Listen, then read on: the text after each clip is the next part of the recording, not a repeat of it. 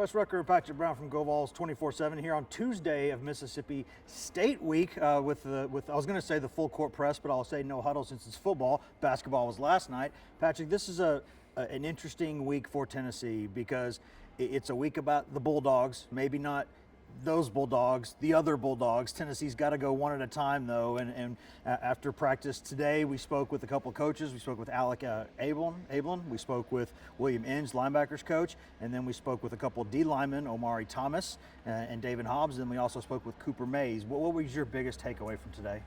Well, I'll say it's nice to talk to David Hobbs. He's played pretty well lately. Yeah. You see him flash a little bit more in games. But obviously today is, the talk today in the sports world is going to be the college football playoff rankings coming out tonight. And so that is something that Cooper Mays was asked about. I think Omari Thomas was, I don't know if I didn't ask him about that, but it's an extra distraction. And Cooper said that, we'll see it. They're not in a hole. They're not under a rock.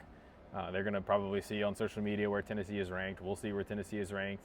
But then you just got to get back to work. And obviously this team has been close to putting it all together, particularly on offense. The defense has obviously been pretty good all season, but you keep hearing Josh Heupel say we got to play our best football. It's still out in front of us. And I asked Omari Thomas, how do you make that happen? What's that pursuit like during the week? And he said you just got to take it one day at a time and just win every day. And I know this is cliche, but I guess the other cliche is that if you're not getting better, you're getting worse. So you got to win today, you got to win Tuesday, and that's what Omari said, is that you just got to keep your focus during the week, because what you do during the week, if you win during the week, you're going to win on Saturday. So that's what they've got to manage this week.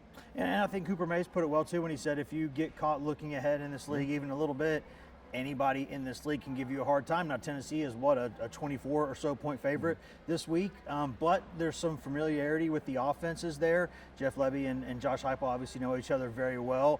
There's a lot of pace that both these teams like to go out when they're at their best, so some familiarity here can make this an interesting game.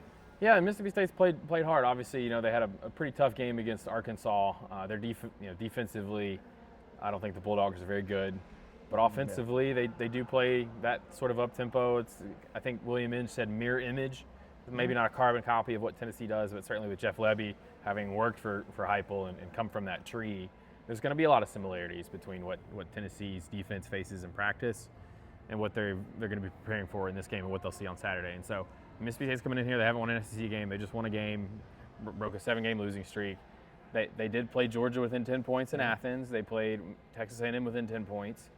I believe they covered against Texas. I don't know if it was that close, but they're a team that you're going to have to keep playing, because they're going to keep playing. They've been playing from behind a lot, but they keep on playing hard, and so you've got to keep your foot down. And if you're Tennessee, you got to this has to be the game where your offense, it all comes together, because you're playing a bad defense.